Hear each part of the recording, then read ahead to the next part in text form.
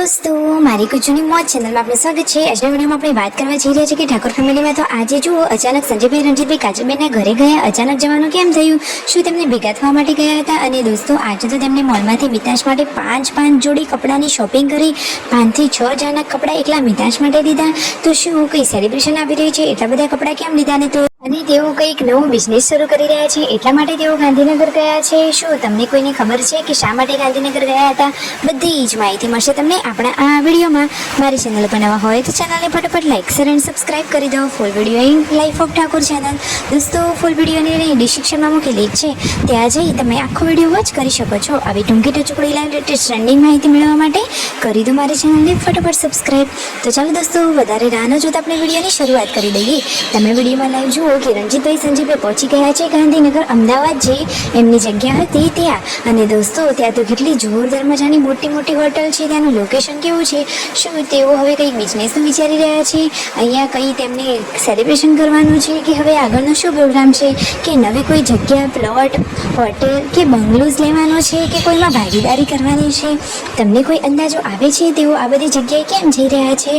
અરે દોસ્તો થોડા દિવસોમાં તમને એ પણ વાતની ખબર પડી જશે। ફાઇનલી પછી થોડીક શોપિંગ કરવા માટે તેઓ પહોંચી ગયા છે મોલમાંથી કેવી વસ્તુઓની શોપિંગ કરી તમને ખબર છે? અને જુઓ તો ખરા કે રણજીતભાઈએ તો ચશ્મા પહેરી લીધા છે અને સાઉથના હીરો જેવો લુક તેમનો રેડી છે।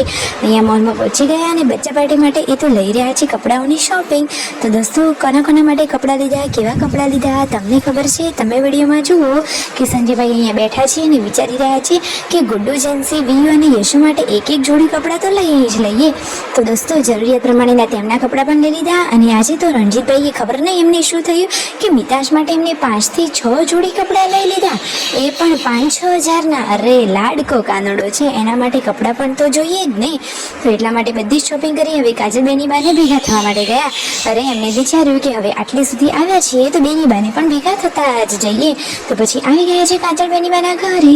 બેની બા પણ અચાનક તેમના ભાઈઓને જોઈને ખુશાલ થઈ ગયા। અને આ બંને ભાઈઓ બેની બાને જોઈને ખુશ, અને ભાણાભાઈની ખુશીને તો પાર જ નહીં।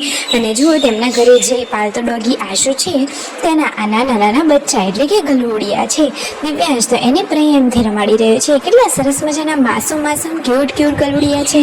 કેટલા લોકોને ડોગી પાડવાનો શોખ છે? જલ્દીથી કોમેન્ટ કરો। દોસ્તો સંજયભાઈને તો આમ પણ આવા ડોગીને એવું બધું બહુ જ ગમે છે, એટલા માટે તો એ પણ અહીંયા રમાડવા માટે બેસી ગયા છે।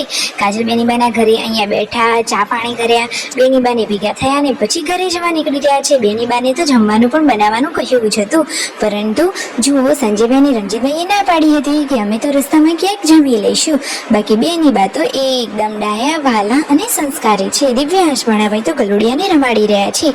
તમે વિડીયોમાં લાઈવ જુઓ કે હવે તો જુઓ ગલુડિયાઓએ આંખો પણ ખોલી દીધી છે અને અહીંયા બધા લોકો બેઠા હતા ને પછી કહે છે કે હવે અમે જઈએ। તો ફાઇનલી હવે જુઓ તેમના ભાઈઓ જઈ રહ્યા છે। તો બેનીબા તેમને મૂકવા માટે બહાર સુધી ગયા। દિવ્યાંશ ભાણાભાઈ સાયકલ ચલાવી રહ્યા છે અને કાજલ બેનીબા કહે છે કે હવે તો એ બહુ મસ્તીખોર થઈ ગયો છે, સ્કૂલમાંથી પણ એની ફરિયાદો આવે છે કે એ તો બધાને મારે છે। તો દિવ્યાંશ કહે મને બધા લોકો મારે તો હું થોડી ને ચલવી લઉં, હું પણ સામે મારીશ। અરે એ તો બધી જ રીતે સમજુ અને ડાયો પાણીઓ છે। પછી રસ્તામાં બધા લોકોએ અહીંયા વડાપાવનો થોડોક કરી લીધો નાસ્તો, પછી મંચુરિયન પણ મંગાવ્યું હતું અને સરસ મજાનો આ રાઈસ પણ મંગાવ્યા હતા। થોડોક નાસ્તો કરી અને જમવાનું કરી અને ઘરે જવાના હતા। ઘરે પહોંચતા તો 12-12:30 થઈ ગયા હતા। અને દોસ્તો ઘર માટે થોડુંક નાસ્તા જેવું જે લેવાનું હતું લઈ લીધું છે અને ચેલેન્જ માટે પકોડી પણ લીધી છે। અને જુઓ પાર્વતી ભાભી તો મિતાંશના કપડાં જોઈને ખુશાલ થઈ ગયા। કેવા કપડાં લાવ્યા છે? સરસ મજાના જીન્સ ટાઈપની મસ્ત મજાની સારા કોટનની એવી લેગીઓ છે અને 5 થી 6 તો મિતાંશની ટી શર્ટો છે। તો હવે તો મિતાંશને ઘણા બધા કપડાં થઈ ગયા। ગમે તેમ મિતાંશ સુપર હીરો બનીને નવા કપડાં પહેરતો રહે। તો જુઓ રાતે આવતા ઘણું બધું મોડું થઈ ગયું હતું। બાકીની શોપિંગ શું કરી, કઈ વસ્તુ લાવ્યા એ નેક્સ્ટ વિડીયોમાં માહિતી મળશે। તો કરો ફટોફટ સબસ્ક્રાઇબ માય ચેનલ।